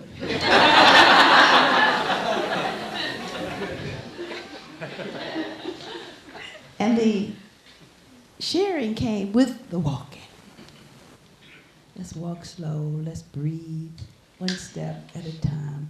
We're walking on a precious Mother Earth. And I do all sorts of creative things. I even one time invited them to send energy to a hurt of their own physical body. And only later did I realize how brave it was for them to admit it instead of the point of attack.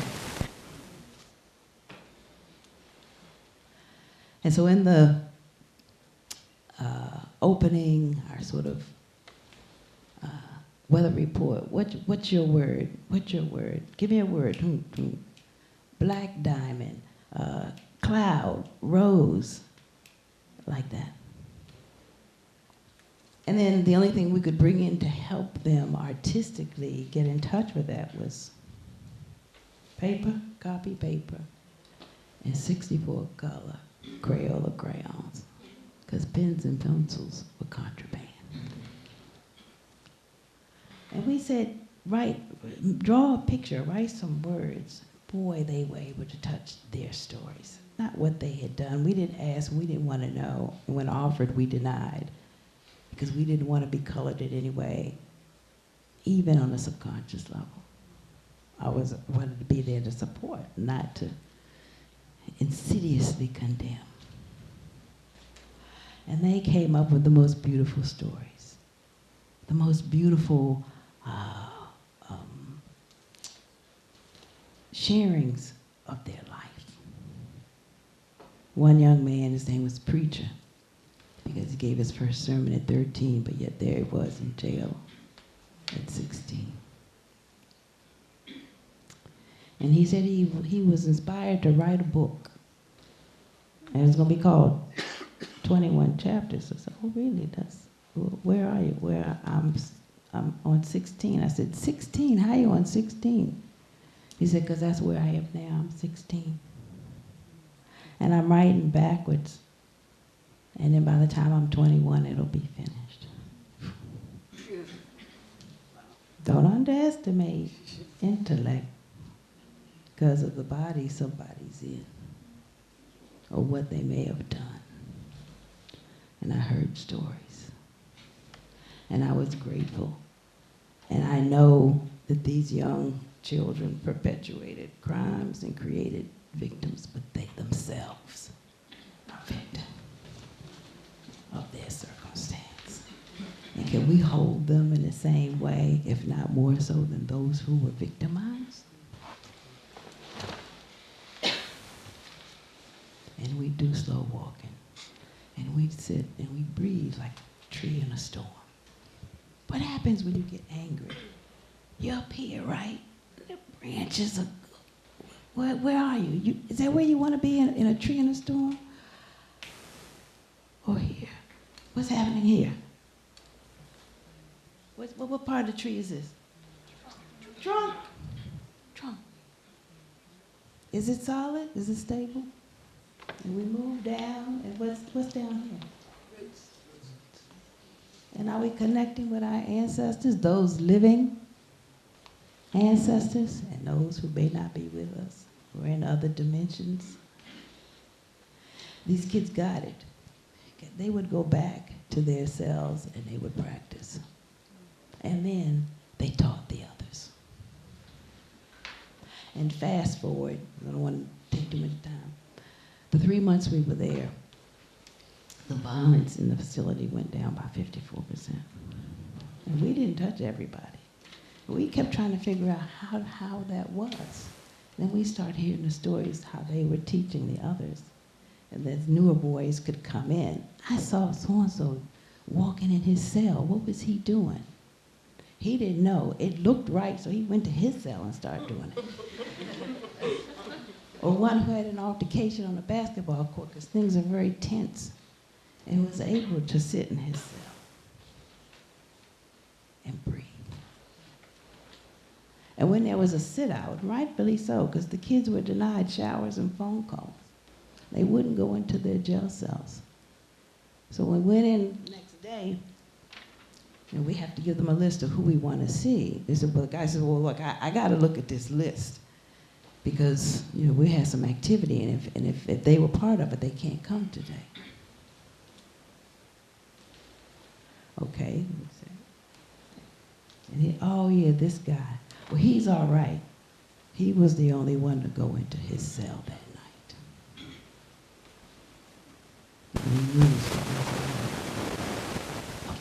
A slightly far-reaching thing. He knew he could connect from the time he was with us and sharing his story and what he wanted to accomplish and do. That if he went into the cell, he'd get out quicker. So this gave me a whole new insight. Going in for the way out, he went in. So it wouldn't count against him, and he'd have to spend more time there. There's a whole host of other stories that I could share, but essentially we would, and I would just be a satellite, and I'd just do slow walking in the room while the filmmakers would work with the kids and helping them with their stories, and sometimes I did too. We brought in an African-American artist who is a resident at a local Tennessee university to help them to get in touch with it, so that Black Diamond could express the fact that he had a dream to see the stars from the ocean that he had never visited. You know, or Earth Shadow, who looked at his own shadow one day and wondered, does the earth have a shadow? Now, what kind of young, brilliant mind could look at their shadow and say, wonder if the planet had a shadow? And when he asked the question, the teacher said, sit down, don't be stupid. But we brought a video in, and we showed him an eclipse. And it, wow, to see, to know that he was right. So each one had a story, and this is how we cultivated. We were able to film extraordinarily so. And we will be putting together a piece on all the work that we've done, and it continues.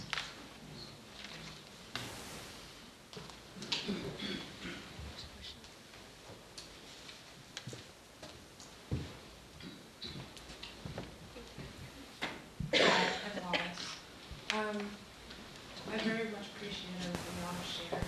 Thank you very much. I was wondering if we could kind of bring the scale down, kind of on an individual basis. If we could hear anything about that. Specifically, I'm thinking about ableism.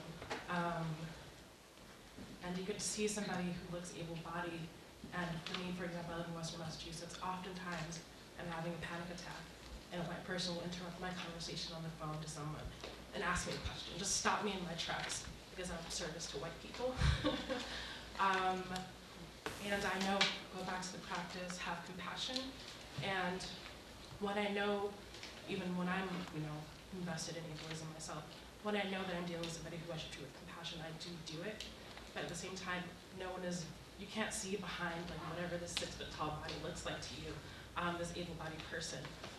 So if anyone could speak to that, like what does it look like on the individual level and that scale to know that someone is not recognizing that you have your own story, and you don't want to speak to your own story because you don't want to compare notes and you don't want to do all of that, but how do you actually practice in that moment when you know your humanity is being ignored and when you're not in that teacher role, you know, I'm a person right now who you're able-bodied, you're white, you're wealthy, you have all these things and you can't see it because of what I look like, you know, does that make sense?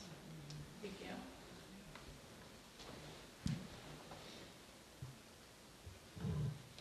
When we started the program for homeless youth, our place was called the Ghetto Place, but the only one black was me.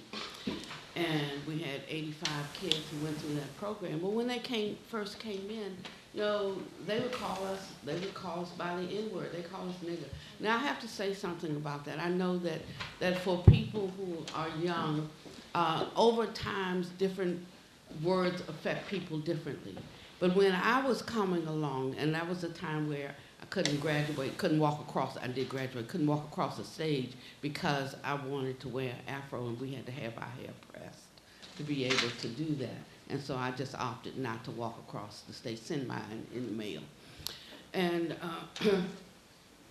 and at that time, you talk about police brutality now. At that time, any white person could beat you. You know, it wasn't just the police who could beat you. Anyone white could beat you. And we started taking the word nigger and we reframed it and we adopted it as our own.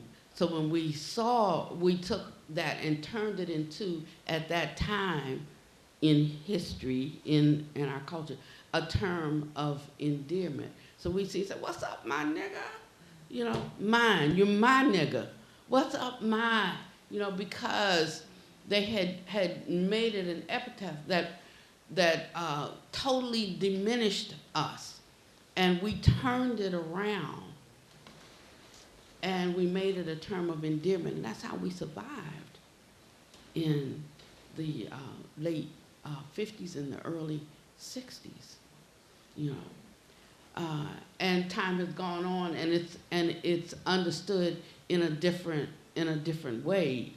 We have now internalized the white perception of it, and so something that we had gained has been lost because minds are always seeking. If you find one way to overcome a problem, then you have to find a way to neutralize the strength that's coming from something. You know. But within that way, we began to embrace one another, because before that, we were like crabs in a barrel. You know, if only one can get out, who's that going to be between me and you? You know, and so changing that, you know, and so when they came in and they would call me nigger, I didn't react to that. I said, I know, baby, I know you heard that in your kitchen. I know you heard that, you know, at home. And I just go on and do what I did, because if my doing for them depended on them liking me, then that's not the reason to do it, you know. But I was doing something that I felt needed to be done. I could do it, and I did it. By the time they would leave that program, I was no longer the nigger. I was Mama Wati, you know. And so what I'm saying is, they had to have a direct experience of something to understand it in a different way. So, unfortunately, we have to create a context by which some people can have a different experience. When they come to Heartwood, most of them, I mean, in our town, when I got there, they said nobody black leads anything in our town.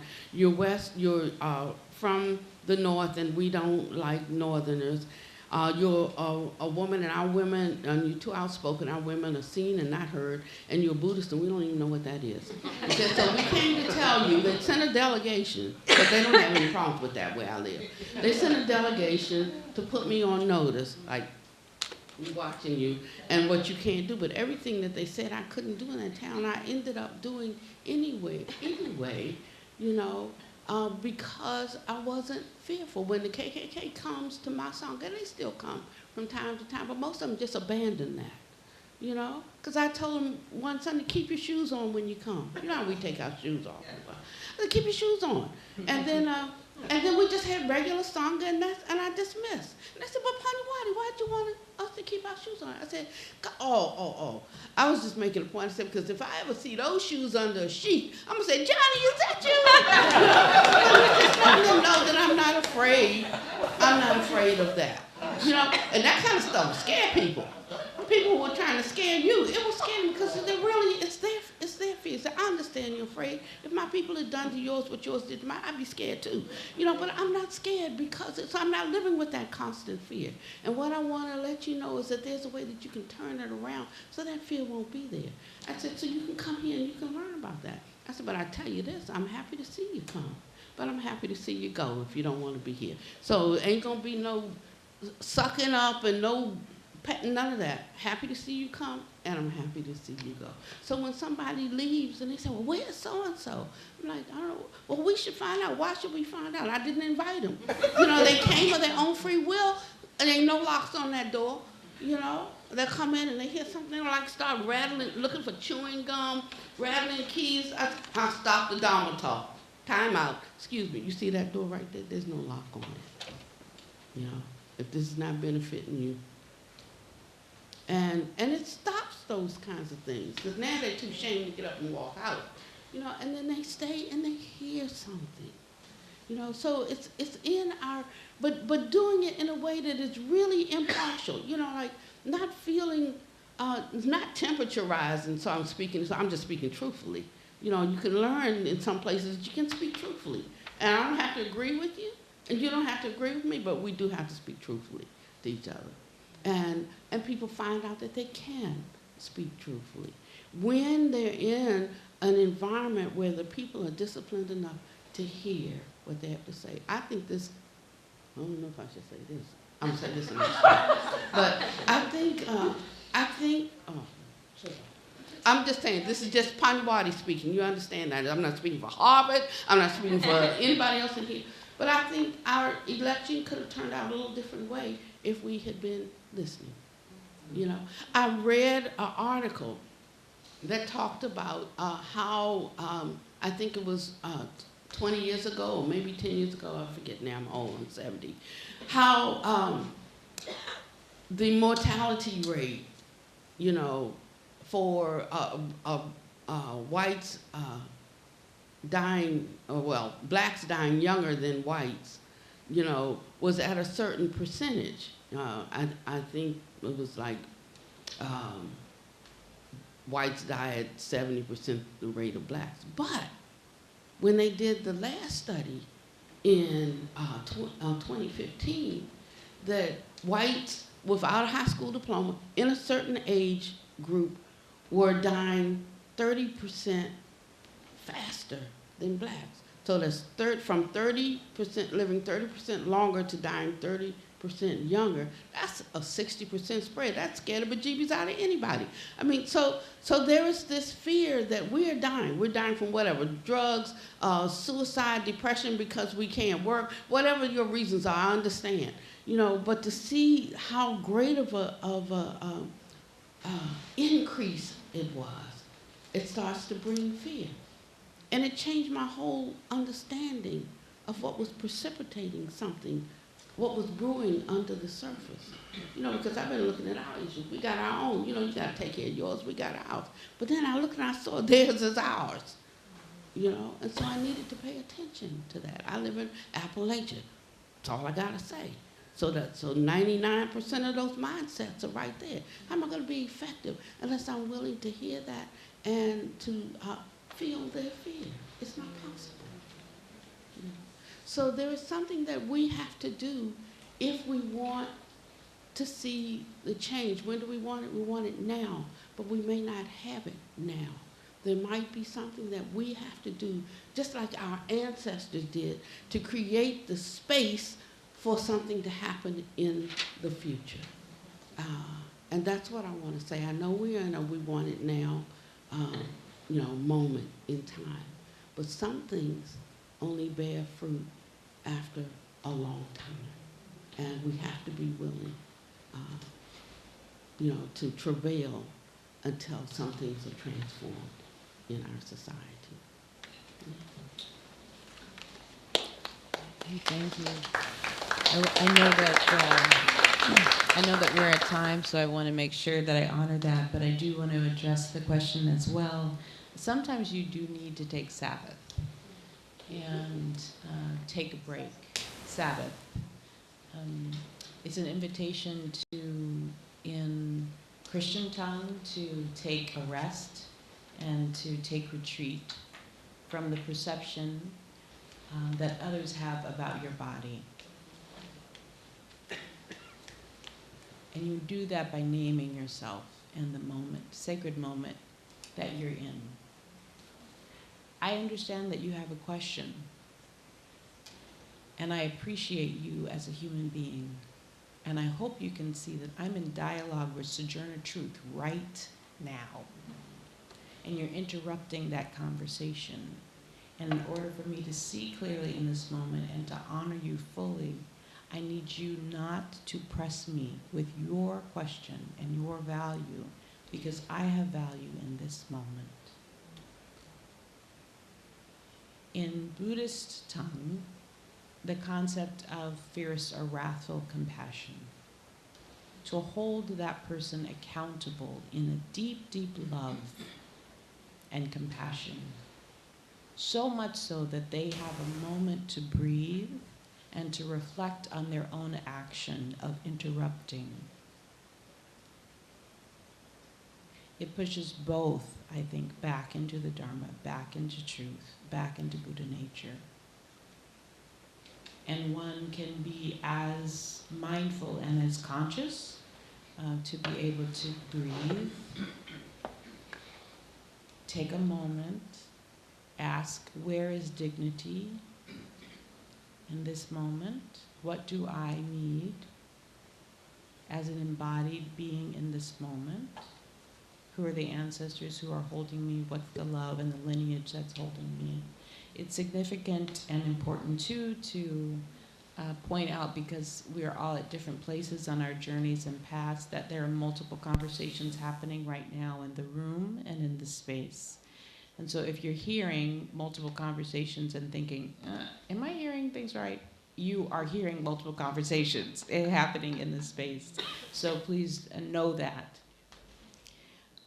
There is an important reality that many people who identify as people of color, and the questions that we may be bringing to this conversation all day today, oftentimes those questions need to be answered and heard and voiced.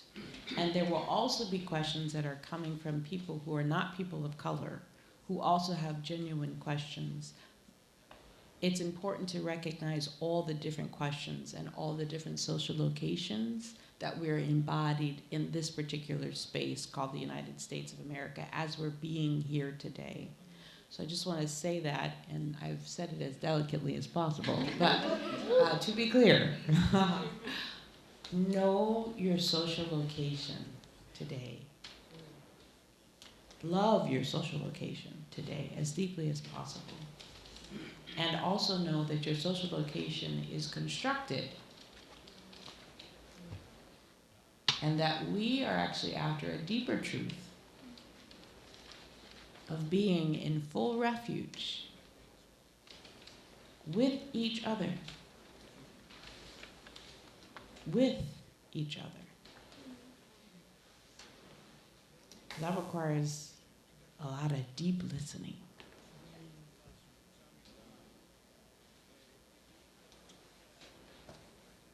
Can I add one quick thing? Is it Wallace? You said your name? Hi, Wallace. I really appreciate you bringing that question and experience, and I just want to particularly appreciate and lift up the dimension of ableism and disability, which is so often missing from our social justice intersectionality frameworks.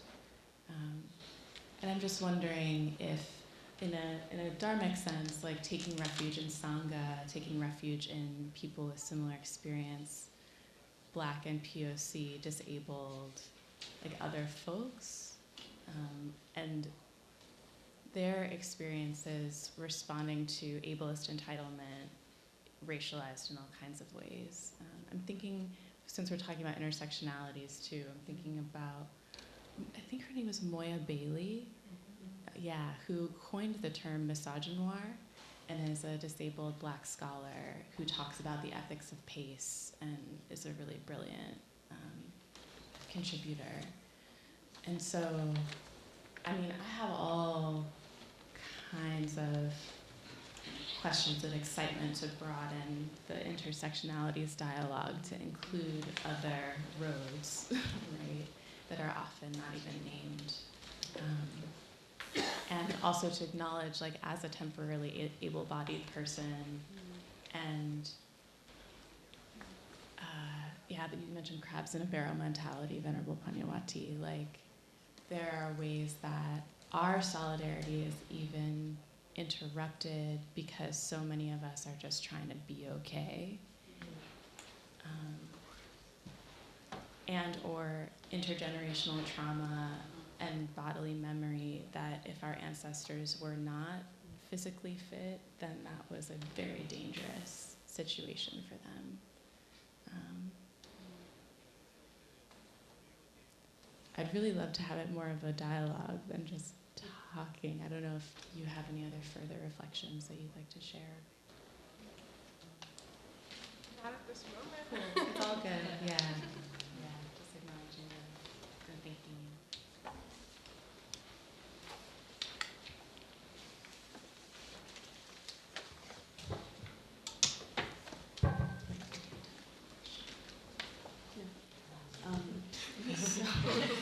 I'm so sorry. I have to rain on the parade a little bit because I've gotten signals from the corner that it's time for us to take a break. So I've gotten signal that it's time to take a break.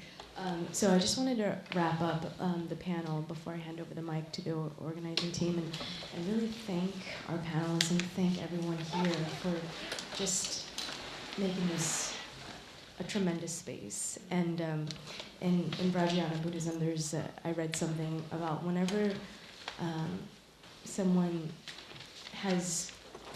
reads the Dharma or starts to think about the Dharma or even have faith that all the Buddhas and Bodhisattvas and their ancestors and all the homies roll up to witness it and to support it. And so I just like to thank everyone here for being here and witnessing each other, which is witnessing ourselves, and also witnessing the things that we can both see and cannot see, and being as mindful as possible of that. And so thank you very much, everyone, for holding this space in this moment for all of us.